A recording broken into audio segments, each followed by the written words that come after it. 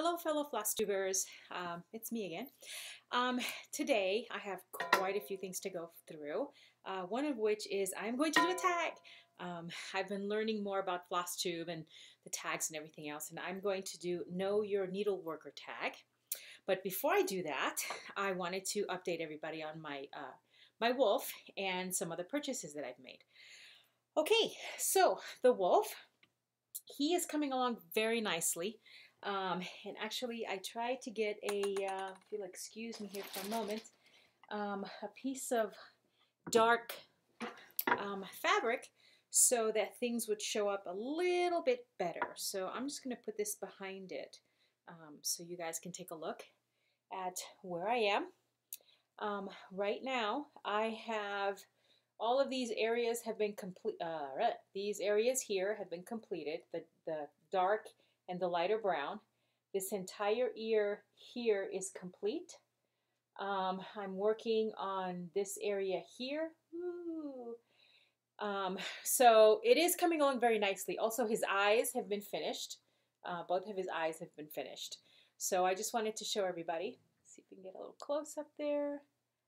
Just show everybody where the wolf is at.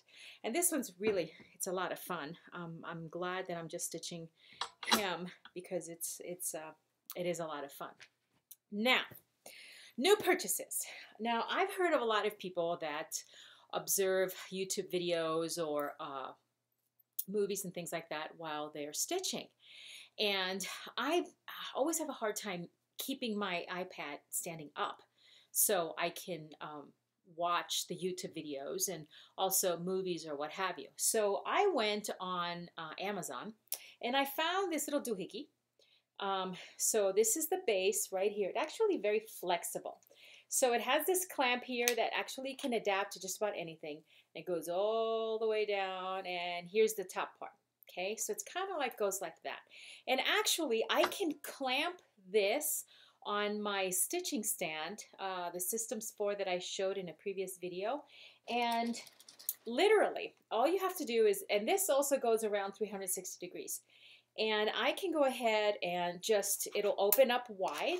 So it's not just an iPad. You can use it for pretty much any tablet that you may have. Mine has a little back to it, so I got to flip it over the other way. But it holds it just like that. No problem. I mean, and it stays. It pretty much just stays in one spot. Well, see, again, I have that stupid thing that I have that leather case. So, but it'll hold it, and it will stand right anywhere I want it. I can bend it, twist it, do whatever I want. And I've already tried it a couple of times with the iPad, and even though, see, it does that little thing, but even though it does that, it actually does keep it in place. And I can take it off and put it anywhere I want, and it's actually really, really flexible. It was $30. I thought it was a really good buy, and I love the little thing. I just attach it to the stand, no problem. And I can watch you guys and keep stitching. Now, new purchases as far as canvases are concerned. I saw this one, I think it was on Etsy, I'm not quite sure. Let me get my little black fabric. It's an Oriental fan. Love those colors. And actually it complements the other fan that I had completed years ago. That's one of the reasons why I got it, because it has similar colors. But I do like the purple, the more accented purple in the center. That is really pretty. Okay, next. My husband loves wildlife. And I had an old canvas of a stag. It's about 24 years old. Some of the colors are fading. So what I did is I requested a custom canvas of a stag with the Colorado mountains behind it. And it came in. Let me get it. It actually has exceeded my expectations. A lot of times when I order or I request to have something custom, you don't always know what it's going to look like. You have a expectation, but because you're not close to where the artist is, you're not quite sure what's going to happen, no matter how many pictures you send. And this particular one came out really, really, really good. So here's the stag. It's actually a fairly large piece. So there's the bottom.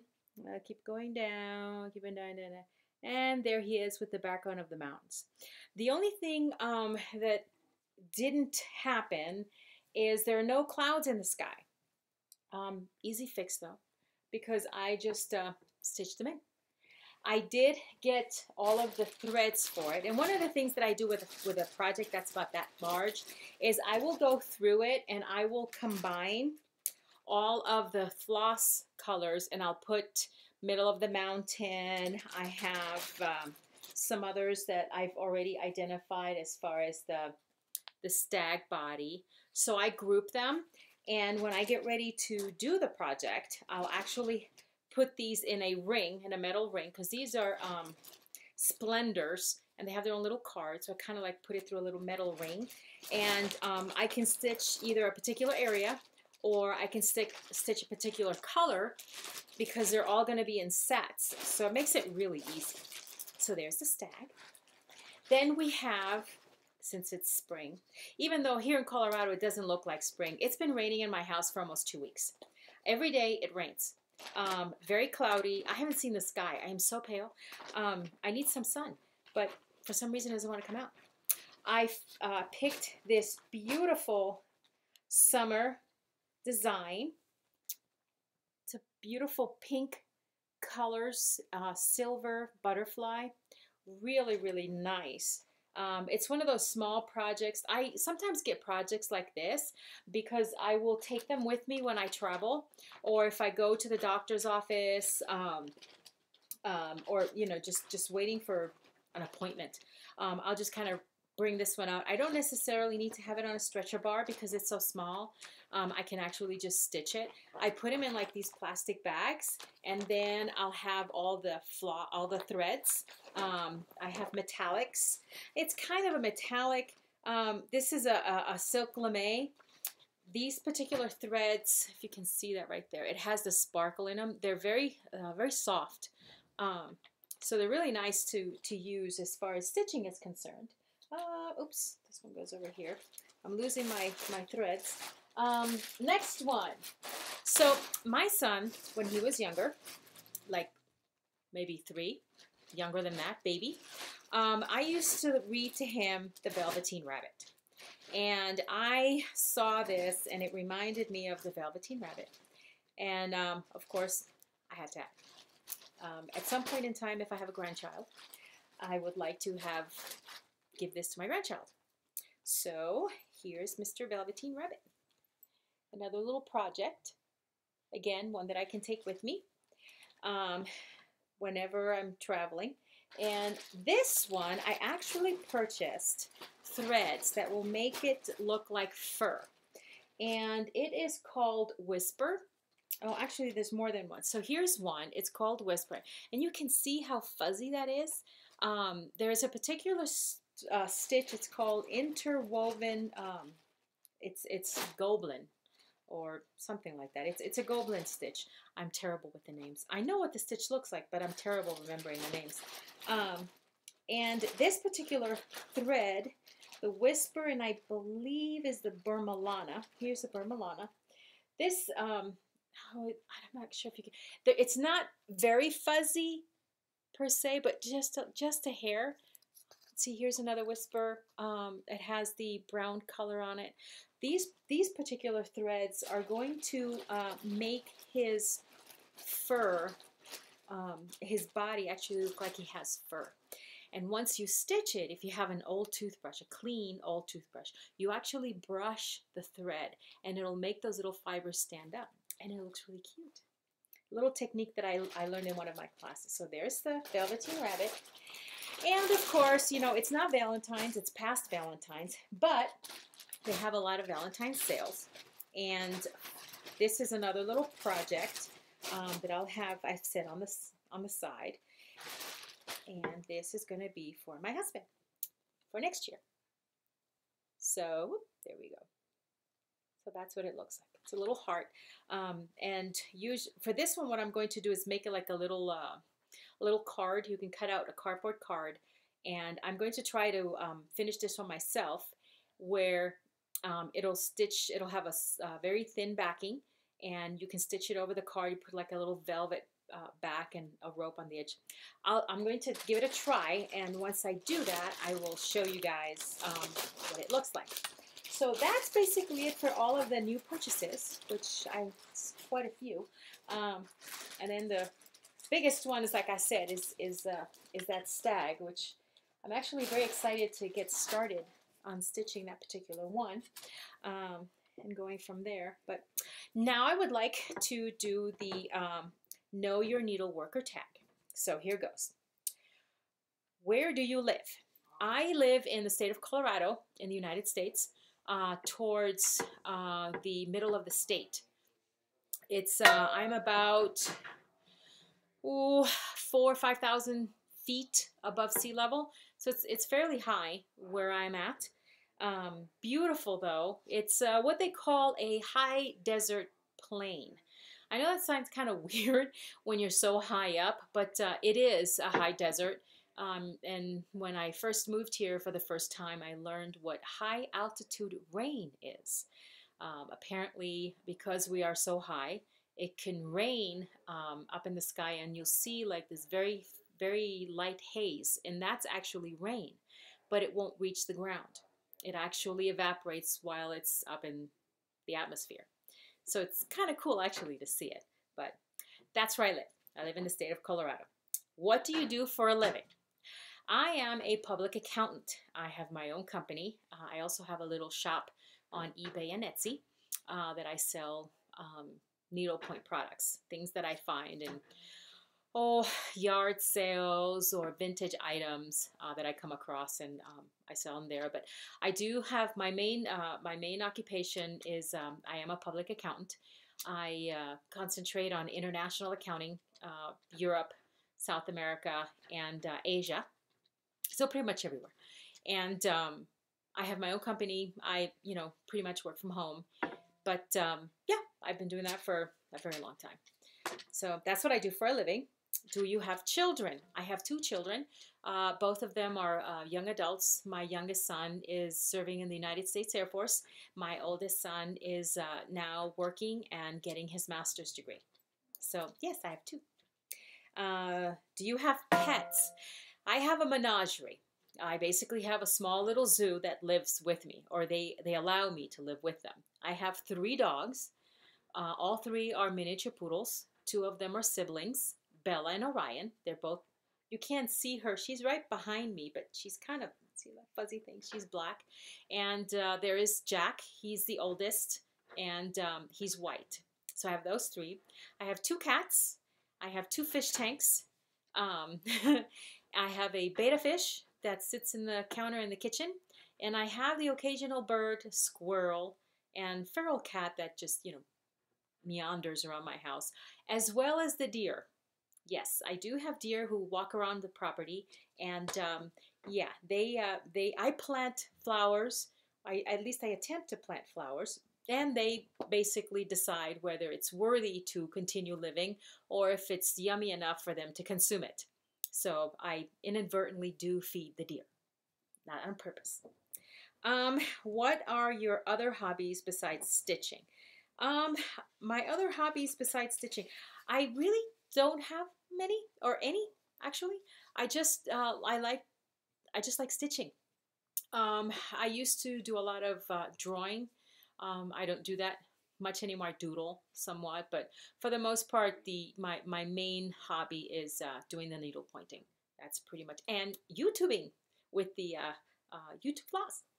What is your favorite movie? Okay, so this is going to sound like really, really lame, but I can't help it. Bambi. I just love the movie Bambi. I can't help it. I've watched it over 1,000 times. My second favorite movie is The Fifth Element. My family basically jokes about it, that I can actually tell you the dialogue and the scene numbers. But those are my favorite movies. And what is your favorite book? There was a book that I read that actually did a big impression. It's called The Turquoise Mask. It is I don't remember the author. It is a mystery novel. And I picked it up. I started reading it. and I didn't put it down until I finished it. That's how involved I was in the story. The other story that I started reading, but now I just basically stuck to the movies, is Game of Thrones. I those books are the characters are amazing, and it's a really nice story. But now you have the movies, the miniseries Game of Thrones. So there you go. I follow that. Okay, what is your favorite music? That's kind of hard to tell. I'm more of the I don't remember the name of artists, and half the time I don't remember the name of the song. I just know that I like it. I do like classical music a lot: Mozart, Beethoven, Bach. I like La Traviata. I like modern music. I don't like rap.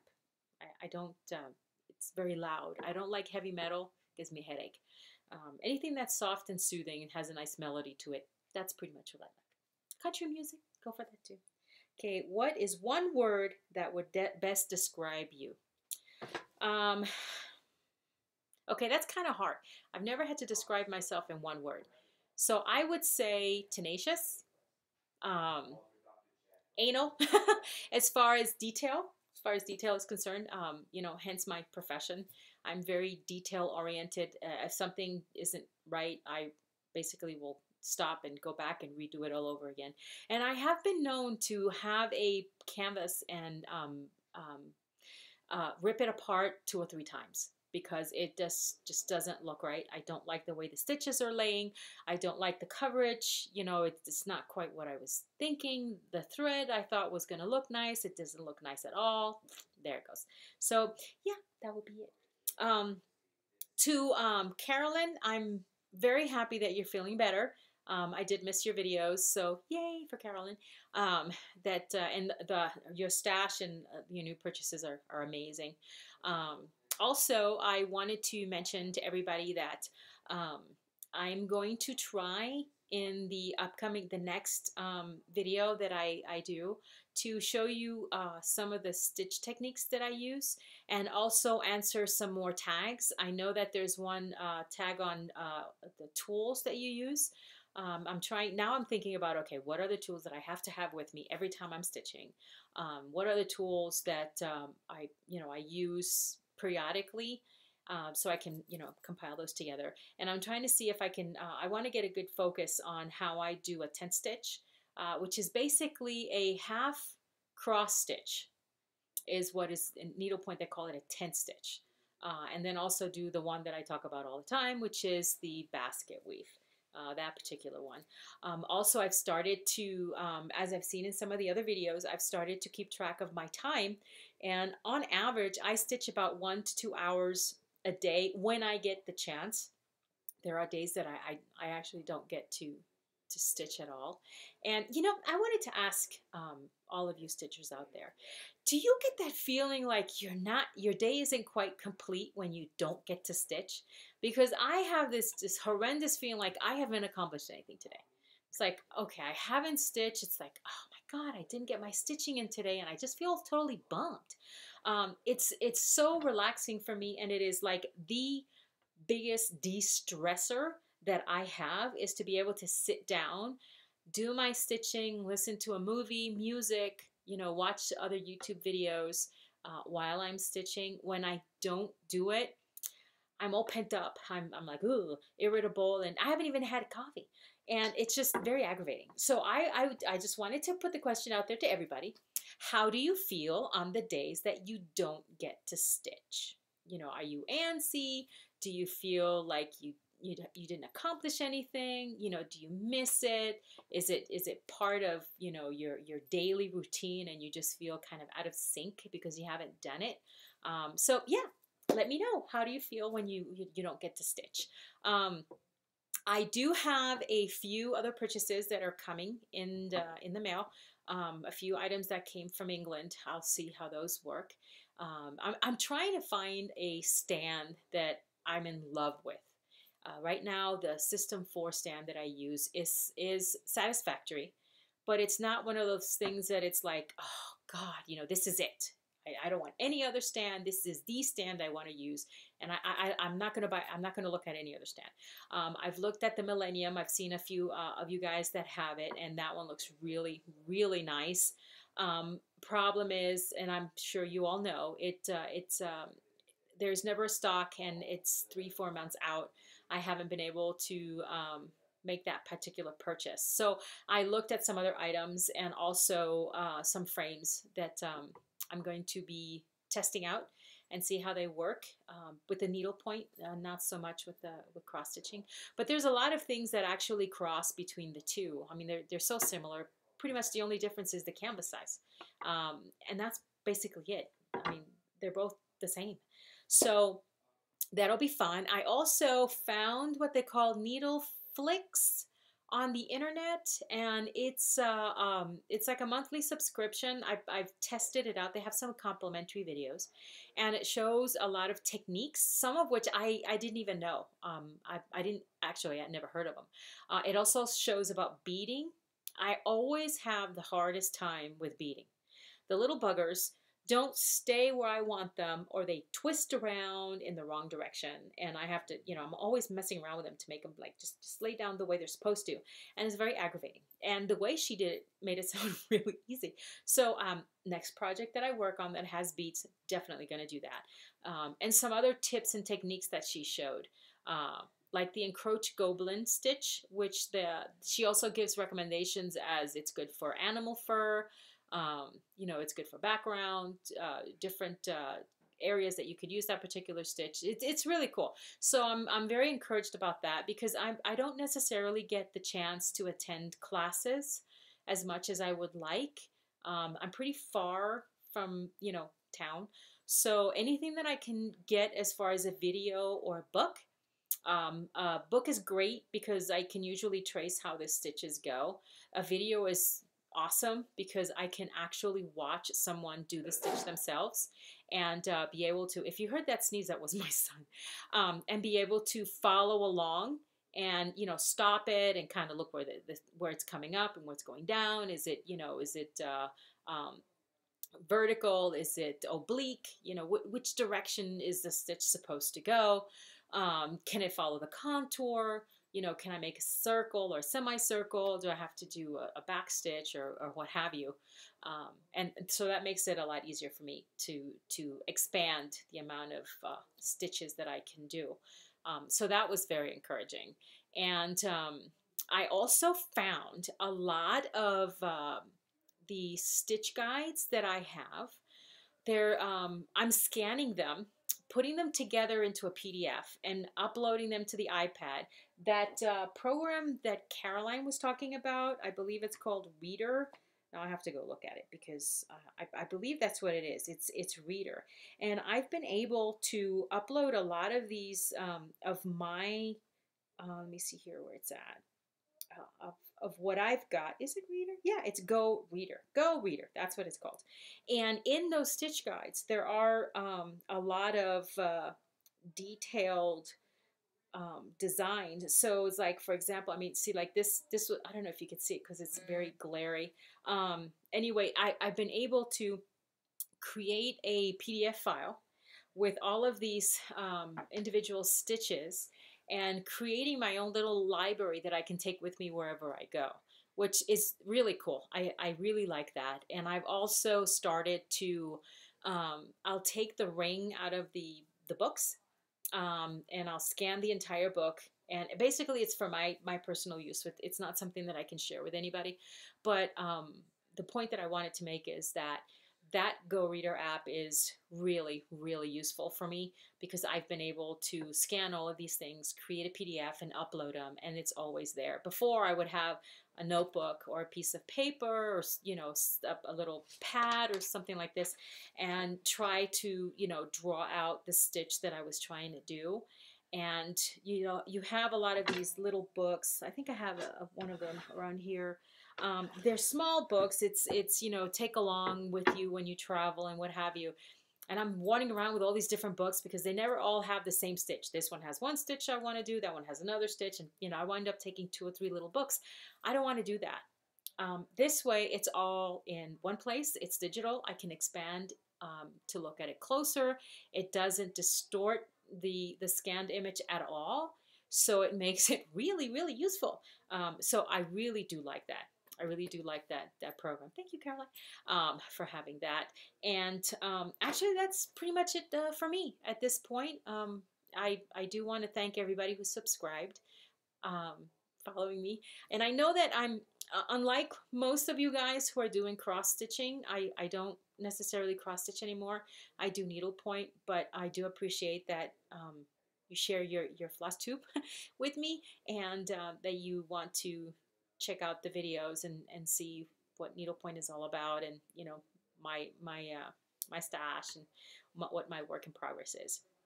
So hopefully I am trying to have this wolf done by middle to end of June. I do have a few things this month that won't allow me to stitch, but hopefully I can kind of maneuver the schedule around and be able to stitch every day, which is my objective. I really do try to stitch at least an hour every day, be it in the morning or in the evening. I'm more of an evening stitcher. After kitchen is clean, everybody's fed, the dogs are fed, they've gone out for their walk, and everything is pretty much settled. I take about an hour or so minimum for myself. I'll take my stand downstairs and stitch while my husband is watching television, or just have some alone time and stitch up in the room, in the stitching room by myself. Kind of unwind and do as much as I can with the wolf and get him finished. And what do you guys think I should do? Do you think, would you recommend framing the wolf, or would it be more of a pillow? I'm not quite sure how I'm going to do this guy. I'm going to show it to you again to get an idea. He's fairly, you know, he's 18 by 18. Pretty, I think it's an 18. Yeah, he's an 18 by 18, so it's a square. But I'm not quite sure if I'm going to frame him. He does look like a framing kind of piece, but I'm not quite sure. Oh, and another little thing I wanted to show you guys, I'm not sure if I showed it to you before, is this little doohickey right over here. So this fits over the edge of my my stretcher bars. They're called Evertights, and I can hold my scissors right on it. It's very, very cool. So I don't have to go around and start to look at it. Most of the time I drop them, and I've stabbed myself a few times with them. I'll put them over here, and it's, you know, I have these little marks on my legs because I've dropped the scissors. But really, really nice. I think I got it at Needlepoint Tool Time. It's an online store. Like I said, I'm far away from stuff. Very rarely do I go to the local needlepoint store. If I do, it's maybe once every 4 or 5 months, if that. A lot of things I can purchase online, but I do try to support the local stores. I mean, they're you know, it's a mom and pop kind of store, really nice ladies, and I do like supporting the small business, local small business. So if I put a list together of things that I need, like most of those threads I ordered from them. I know what the quite a few of them are, the type, the color, and how many I need. I'll order from them, and they'll mail it to me, or I'll just take a very long list. I'll take all the canvases with me, and I'll pretty much spend a couple of hours there picking out what I want, and also them recommending different types of threads that I may not have used before, to, you know, to stitch with. So we'll see how my next visit to their store is, because I really can't go there very often. It's very expensive to visit their store all the time. So that's it for me. Thank you very much for watching. I do appreciate it. And a very belated Happy Mother's Day to all of the moms out there. I hope you had a very nice, relaxing day with your family and loved ones. And until next time, hopefully it'll be by the end of this month. I'll have some progress, and those items that I've ordered, I'm not going to tell you what they are, but I'll be able to share those with you as soon as they get here. So happy stitching, and thank you for watching. Bye-bye.